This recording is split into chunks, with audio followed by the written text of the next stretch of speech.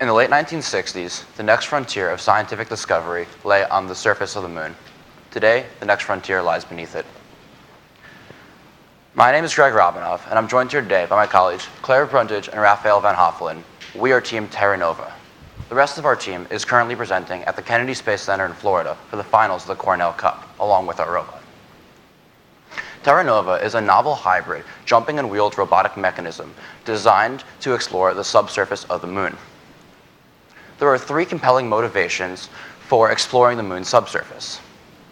The moon's underground caves are almost entirely protected from radiation and impact, making them potential homes for microbiological matter.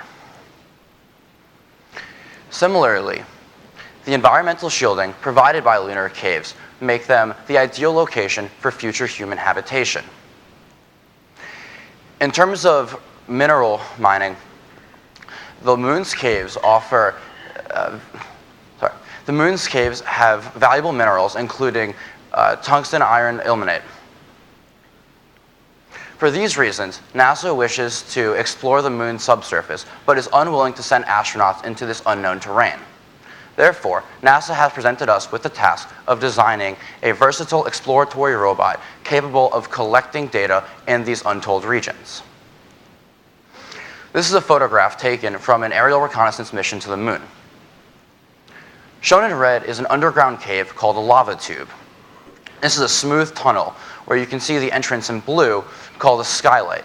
This is where the roof material has collapsed. I will now discuss how TerraNova plans to enter the skylight and explore the lava tubes. This is a cross-sectional view of the skylight and lava tube. The first step in the mission is an aerial flyover to locate the skylight. Next, a rover anchors itself at the edge of the skylight. It then deploys a pulley system which spans the skylight, and a robot positions itself along the rope, which then deploys the fleet of TerraNova robots. These TerraNova robots will overcome the rubble pile at the base of the skylight and then proceed to explore the lava tubes, returning to the rubble pile to recharge wirelessly via the hanging power node. We determined 4 key metrics to ensure lunar mission success. To successfully traverse the expected terrain, the robot must be able to overcome an obstacle 1 meter high, as well as inclines up to 15 degrees. To explore regions unseen before in the lava tube, the robot must be able to travel 50 meters on a single charge, 100 meters round trip. To meet the payload requirements for a lunar mission, the robot must weigh less than 10 kilograms. I will now hand it over to Claire to discuss some of our robot's functionality. Thanks, Greg. When designing the optimal robot for lunar subterranean exploration, we considered a number of robotic architectures. First, lift-based flight requires air. Therefore, it's not a good option for the moon due to its lack of atmosphere. Next, legged robots are generally fairly inefficient. That means that they'd be able to travel and explore less far on a single charge. Pneumatics require compressed air. This would limit the duration of the mission based on the amount of air that could be transported from Earth to the moon and then onboard the robot. This leaves us with a combination of wheels and spring-based jumping for locomotion. This is optimal because it is compatible with the lack of atmosphere, it's efficient, and it's viable for the full mission duration. We'll use wheels to surmount obstacles up to 10 centimeters tall, and we'll use springs to jump over anything taller than that. Traditionally, space vehicles such as NASA's Curiosity rover or the Carnegie Mellon crawler are large and cumbersome. Only one of these vehicles could be deployed per mission. On the other end of the spectrum are MIT's experimental microbots. These could be deployed in hundreds, but have highly limited capabilities due to their small size. TerraNova offers moderate sensing capabilities and unparalleled traversability. The robots could be deployed in dozens, minimizing the chance of full mission failure. The TerraNova robot is comprised of 6 subsystems. These include wheels, steering, suspension, chassis, jumping, and sensing. One of the most novel aspects of the robot is the jumping mechanism. When designing the jumping mechanism, we considered a number of ideas for compressing and releasing the spring energy. 2 of these are a linkage or a pulley-based system. These ideas were not optimal because they required 2 actuators, one to compress the springs and one to release them. We decided on a cam-based system because it provides continuous compression, rapid release, and built-in recapture, all with a single actuator. This reduces the overall energy draw of the system. Here is our jumping mechanism prototype. During testing, it jumped 7 inches, which corresponds to 1.1 meters on the moon. This exceeds our goal of jumping 1 moon meter. When designing the cam, the geometry was integral to jumping success. We did this analysis in polar coordinates, meaning that the 2 relevant variables are radius r and angle theta. The spring's natural and compressed length provide the boundary conditions for the cam geometry. This allows us to solve for constants C1 and C2 in the power law equation. This equation is then optimized to minimize the instantaneous change in torque. Here you'll see a plot of torque versus angle for 5 different cam profiles. The outer profiles have very steep slopes. This indicates a quick change in torque, which is bad for our system. We chose the green central line because it provides a gradual torque gradient, optimal for our cam. When given a target jump height of 1 moon meter, spring selection becomes a trade-off between spring constant and stroke length. With a high spring constant, you'll have high forces, meaning you'll have high stresses felt throughout the system. On the other end of the spectrum, there's a geometric limit on how long the stroke length can be given our desired envelope and wheel diameter.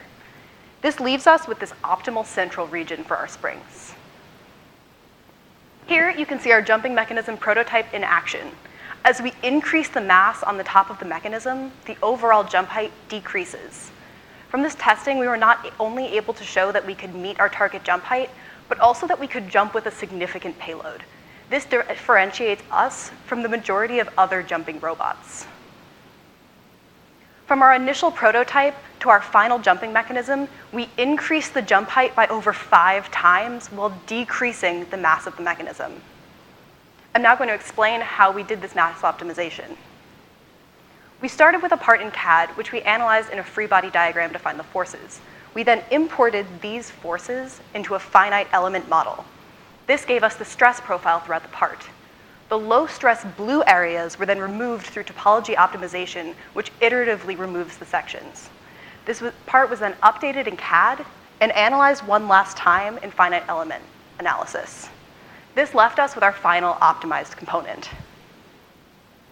We repeated this process for about a dozen of our high mass components and managed to reduce the overall robot mass by 40%.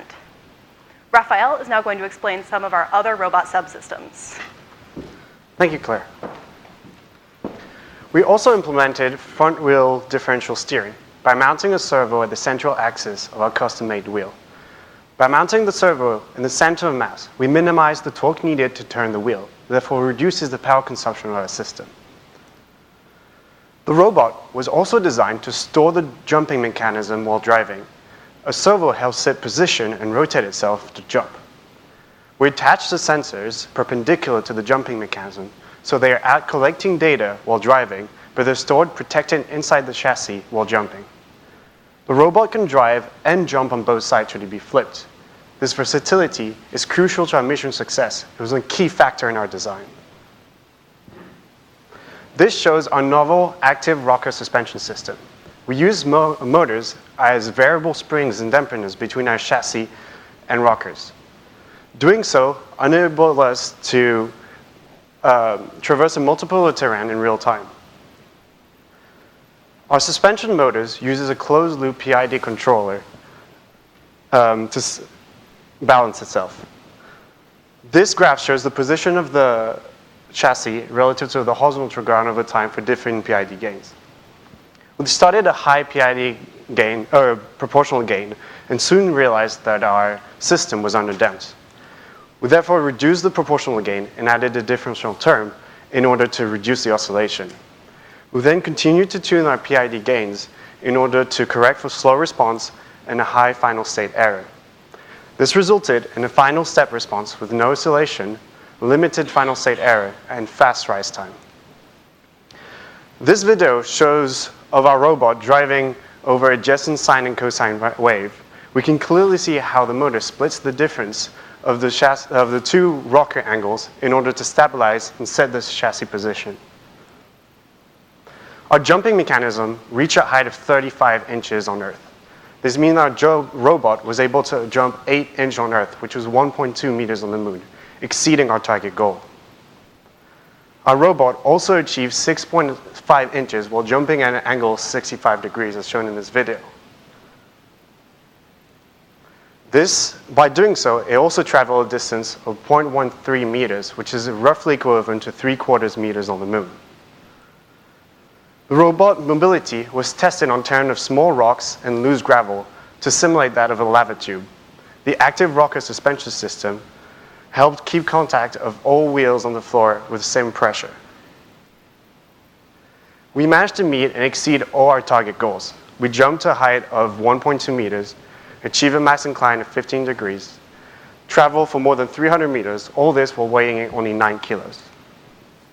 We'd like to thank all advisors that helped us during this project and our sponsors. TerraNova is a novel, all-terrain, and jumping robot uniquely designed to explore the unknown. Thank you very much, and we're happy to answer any questions. Yeah, computer grid. Do you want to do this? Questions from judges? Yeah. What data is it gathering? Is that left out? No, actually, do you want to go to the electronics slide, I think? So we have an IMU on board. The rockers also can get the data of the angle of the chassis. We have time of flight sensors to see if it's going to hit anything. Right now, we have a GoPro on it that stores the data so we can collect images. But in the future, we're planning on experimenting with other smaller cameras that can relay the signal over radio. So it's all video at this point. Right now, yes. The focus was really the mechanical side of the project, and that could be implemented later. We have the architecture sort of in place to add more sensors. Yeah, very nice work. Beautiful presentation. Thank you. Thank you. I'm wondering, did you consider what effect did the temperature on the moon have in your design consideration? Moonfax? Sure, that's a good question. So the actual lava tubes provide a lot of thermal insulation, so they actually stay fairly constant temperature. It's back on the last one, Greg. There you go. Okay.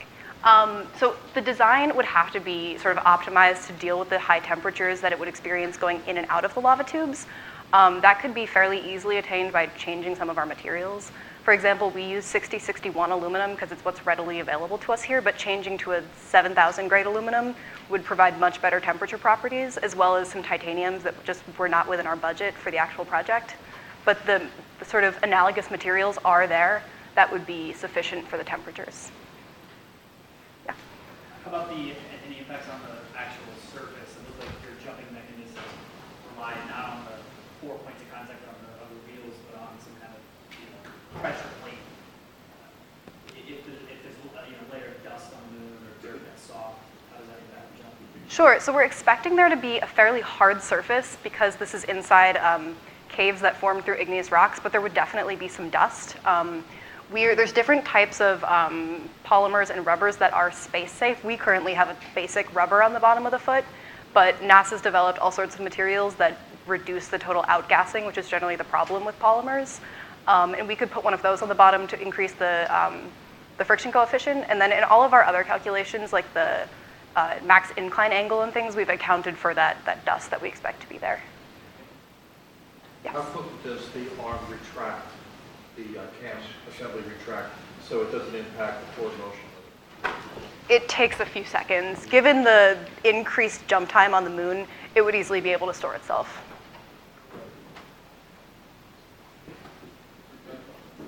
Anything else? Yeah. You said some of your other partners were making presentations to NASA. Yeah, they're current. So is this going to be built and put on? Going to be sent to We have had a number of conversations with NASA from some mechatronics experts at Ames. Ames, yeah. As well as some like sort of geology sort of experts about the lava tubes. It's definitely something they're interested in, and it's something they posed to us to look into. I think it's fairly theoretical at this point, but they're very interested in moving forward with this sort of research. Thank you very much. Thank you. Thank you.